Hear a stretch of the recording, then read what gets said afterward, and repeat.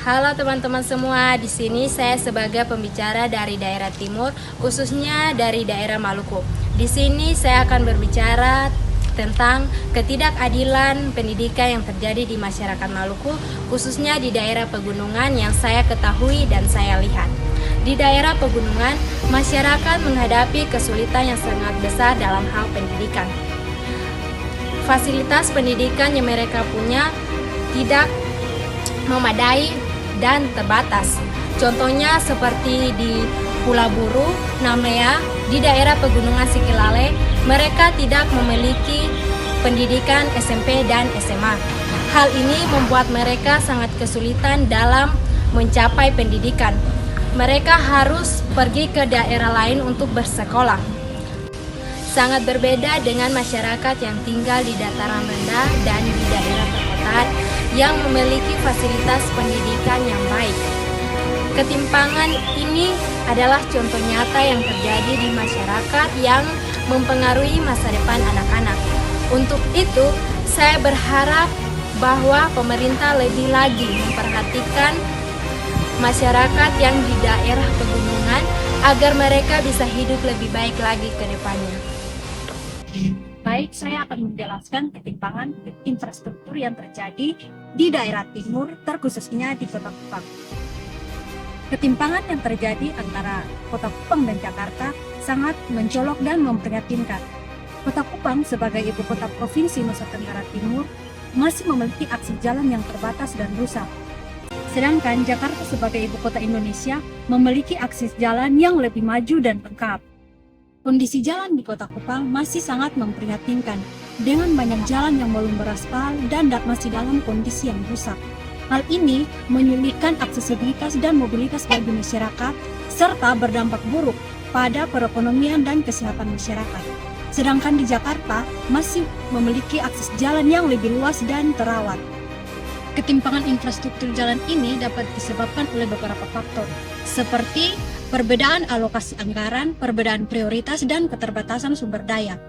Untuk mengatasi ketimpangan infrastruktur jalan antara Kota Kupang dan Jakarta, pemerintah harus lebih serius dalam mengalokasikan anggaran dan sumber daya untuk membangun dan memelihara infrastruktur jalan di daerah-daerah termasuk Kota Kupang. Serta pemerintah juga harus lebih terbuka dan bertanggung jawab dalam mengelola anggaran dan sumber daya tersebut. Oke teman-teman, pada saat ini saya sebagai pembicara dari Sulawesi Selatan akan membahas mengenai ketimpangan pendidikan antara Kabupaten Nrekang dan Jakarta sebagai ibu kota Indonesia. Di Jakarta, sekolah dasar pada umumnya dilengkapi dengan infrastruktur yang modern, ruang kelas yang nyaman, akses teknologi yang memadai, serta tenaga pengajar pendidik yang berkualitas tinggi yang menunjang proses pembelajaran secara efektif. Sebaliknya, di sekolah dasar yang ada di Kabupaten Nrekang berada dalam kondisi yang jauh tertinggal dengan sekolah-sekolah lainnya, dengan ruang kelas yang berdinding papan, berlantai tanah, minim fasilitas, serta kekurangan pendidik yang berkualitas tinggi. Kondisi ini telah ditindaklanjuti oleh pemerintah Kabupaten Nrekang dengan melakukan pengajuan bantuan untuk perbaikan sekolah kepada Kementerian Pendidikan. Namun hal ini sampai sekarang belum ada respon dari Kementerian Pendidikan. Karena hal ini belum terrealisasi dan memperparah tantangan yang dihadapi siswa dan pendidik setempat. Kondisi ini membuat siswa terganggu dalam belajar dan kurang nyaman dengan keadaan tersebut.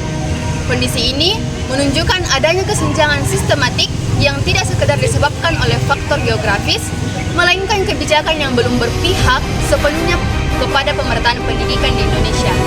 Pemerintah pusat perlu mempercepat realisasi bantuan serta memastikan adanya kebijakan alternatif untuk pemerataan tenaga pendidik dan akses teknologi agar ketimpangan pendidikan antara daerah terpencil dan ibu kota tidak semakin lebar di masa depan. Terima kasih. Baik teman-teman, selain terjadi ketimpangan di bidang pendidikan, di Sulawesi juga memiliki ketimpangan pada infrastruktur, seperti yang terjadi pada Kepulauan Sangihe. Kondisi infrastruktur di Kepulauan Sangihe menunjukkan kesenjangan yang sangat signifikan dibandingkan dengan Jakarta sebagai ibu kota Indonesia. Distribusi kebutuhan pokok di Jakarta sangat cepat dan efisien dengan pasokan yang stabil serta harga yang terkendali. Sedangkan di Sangiha, masyarakat harus menunggu hingga 21 hari karena rute distribusi yang panjang dan akses transportasi yang terbatas. Sehingga harga sembako di sana menjadi lebih tinggi. Dari segi infrastruktur jalan, Jakarta memiliki jaringan yang maju dengan berbagai fasilitas seperti tol dan flyover. Meskipun masih banyak menghadapi kemacetan, sementara jalan Sangiha banyak yang rusak parah akibat kurangnya perawatan. Hal ini mengancam keselamatan pengguna dan mengganggu mobilitas antar wilayah. Konektivitas telekomunikasi di Jakarta juga sangat baik, dengan jaringan internet yang cepat dan minim blank spot. Berbeda dengan Sangiha yang masih memiliki banyak daerah tanpa sinyal, menghambat komunikasi dan pembangunan pariwisata. Meskipun pemerintah daerah Sangiha telah mengajukan berbagai permintaan perbaikan infrastruktur, realisasinya masih sangat lambat dibandingkan dengan Jakarta yang menjadi prioritas pembangunan nasional. Kesenjangan ini mencerminkan perlunya perhatian yang lebih besar terhadap wilayah terpencil seperti Kepulauan Sangiha agar dapat menikmati akses yang setara dengan ibu kota. Pembicara asal Jawa Tengah ingin membahas tentang fasilitas pendidikan di Jawa, terutama di Jawa Tengah. Banyak orang yang mengira bahwa pendidikan di Jawa Tengah sudah merata, tapi sangat disayangkan sekitar 200.000 orang di Jawa Tengah tidaklah bersekolah. Ini terjadi karena tidak meratanya infrastruktur pendidikan di Jawa Tengah. Bahkan banyak sekolah yang tutup karena kekurangan fasilitas dan juga kekurangan siswa. Ini sangat disayangkan karena dibandingkan dengan DKI Jakarta yang sudah memiliki fasilitas pendidikan yang sudah merata. Bahkan tercatat hanya 1.100 orang di DKI Jakarta yang tidak bersekolah, padahal DKI Jakarta merupakan provinsi dengan penduduk terpadat di Indonesia. Selain pendidikan di Jawa Tengah, infrastruktur jalan di Jawa Tengah juga perlu diperhatikan. Provinsi Jawa Tengah memiliki tantangan dalam pemerataan infrastruktur jalan. Penelitian menganalisis menunjukkan bahwa produk domestik regional bruto atau PDRB Jawa Tengah lebih rendah dibandingkan dengan provinsi lain, yaitu seperti Jawa Barat, Jawa Timur, bahkan DKI Jakarta. Hal ini menunjukkan bahwa infrastruktur jalan di Jawa Tengah belumlah merata dan memerlukan perhatian yang lebih lanjut. Perbedaan dalam pemerataan infrastruktur jalan seperti Provinsi Jawa Tengah dan DKI Jakarta menjadi perhatian penting. DKI Jakarta sebagai ibu kota negara memiliki jaringan infrastruktur transportasi yang lebih berkembang. Data dari pemerintahan Provinsi DKI Jakarta menunjukkan bahwa jalan raya di DKI Jakarta mencapai 9.477 km dengan jalan tol sepanjang 115 km. Saya Farel Dwi Kurnia sebagai pembicara dari daerah Sumatera. Dalam pembahasan kali ini saya akan membahas tentang ketimpangan pada sektor pendidikan di Sumatera, khususnya Provinsi Lampung dengan DKI Jakarta yang sangat terlihat dari beberapa aspek seperti infrastruktur, kualitas tenaga pendidik, serta dukungan pemerintah daerah. Salah satu ketimpangan yang paling mencolok yaitu pada bagian fasilitas. Pada sumber yang didapat dari Radar Lampung, seperti yang dialami oleh SD Negeri 1 Sukarame yang terletak di Kecamatan Belalau, Kabupaten Lampung Barat, yang menjadi salah satu sekolah yang memiliki fasilitas yang sangat kurang memadai. Jangankan laboratorium, ruang kelas yang digunakan dalam kegiatan belajar mengajar sangat memprihatinkan. Beberapa ruang kelas mengalami kerusakan pada bagian plafon, terus lantai, papan tulis, dan meja kursi yang kurang nyaman saat digunakan. Berbanding terbalik dengan pendidikan yang ada di daerah Provinsi Jakarta. Beberapa sekolah dasar yang ada di Jakarta memiliki fasilitas ruang kelas yang baik dan memadai.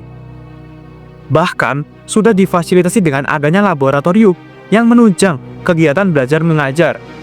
Seperti contohnya pada Sekolah Dasar Negeri Grogol Selatan 09 yang dilengkapi dengan fasilitas laboratorium, ruang grafikum, dan masih banyak lagi. Selain itu juga saya sebagai pembicara mengalami ketimpangan pada pendidikan. Seperti pada saat saya duduk di bangku sekolah dasar. Di sekolah saya tidak terdapat tenaga kerja guru yang mengajar mata pelajaran bahasa Inggris. Sehingga saya selama bersekolah 6 tahun sekolah dasar tidak dipelajari atau dibekali materi bahasa Inggris. Sampai sekarang pun dampaknya masih terasa. Saya kurang tahu, bahkan hampir tidak bisa berbahasa Inggris, sehingga kemampuan bahasa Inggris saya itu sangat-sangat lemah. Lalu, bagaimana dengan kondisi pembangunan infrastruktur yang ada di Lampung? Ya, terutama pada pembangunan infrastruktur jalan. Kondisi jalan di Lampung lumayan memprihatinkan. Mulai dari daerah-daerah yang jauh, bahkan yang dekat dari ibu kota, masih terdapat jalan yang rusak. Seperti yang terdapat di daerah Labuhan Maringgai, tepatnya di Kabupaten Lampung Timur. Kondisi jalannya sangat memprihatinkan, memiliki banyak lubang yang lumayan lebar dan dalam, serta digenangi air. Tentunya hal itu dapat mengganggu berbagai aktivitas masyarakat. Selain itu, di daerah Rumbia, Kabupaten Lampung Tengah juga memiliki infrastruktur jalan yang buruk. Di Lampung Tengah sendiri, panjang jalan rusak mencapai kurang lebih 300 km. Dari total panjang jalan sekitar 1000 km yang diambil dari kampung. Masyarakat ada yang menjadikan air di jalan sebagai pelabuhan yang digunakan untuk aktivitas masyarakat dan jalan di daerah. Dari berbagai video tersebut ditanggapi oleh tujuan bahkan lebih hingga memancing pemerintah pusat untuk melihat kondisi jalan ini. Dan benar saja, tepat pada hari Jumat 5 Mei pada tahun 2023, Presiden Joko Widodo mengunjungi Provinsi Lampung untuk memantau kondisi jalan yang ada di Lampung. Terpantau, mobil yang digunakan oleh Bapak Presiden Joko Widodo meliuk-liuk untuk mencari jalur yang memiliki lubang, tidak terlalu dalam dan bisa dilewati mobil yang ditumpanginya. Nah, hal itu ditanggapi oleh Bapak Jokowi seperti yang ada di dalam video ini. Jalannya mulus, enak. Dinikmati. Sampai Pak Zul tadi tidur nanti. Kalau ada yang hamil bisa ngelahirin.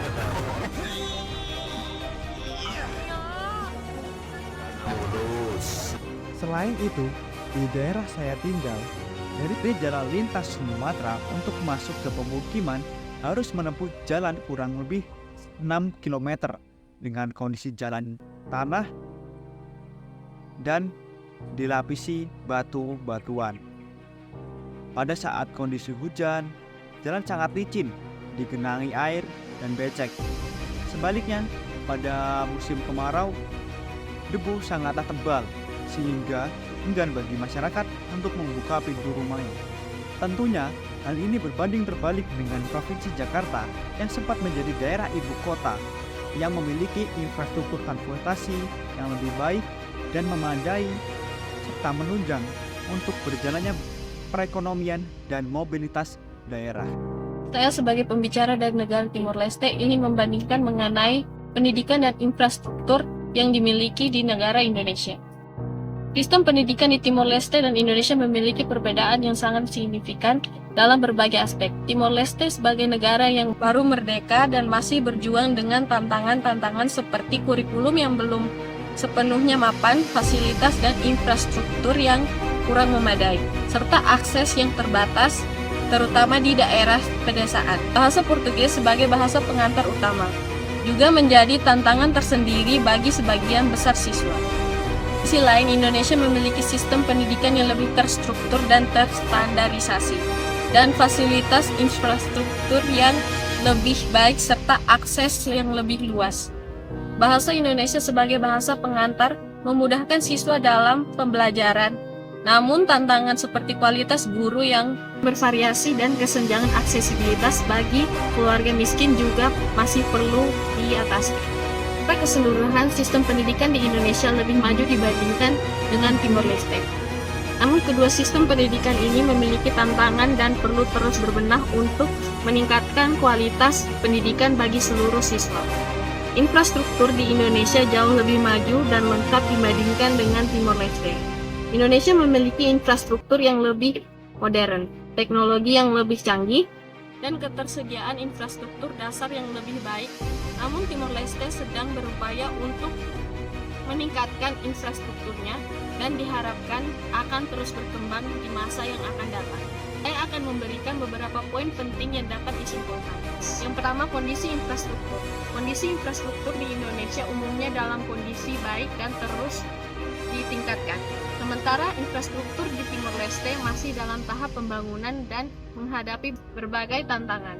Kedua, ketersediaan infrastruktur dasar. Ketersediaan infrastruktur dasar seperti air bersih, sanitasi, dan listrik di Indonesia lebih baik dibandingkan dengan Timor Leste.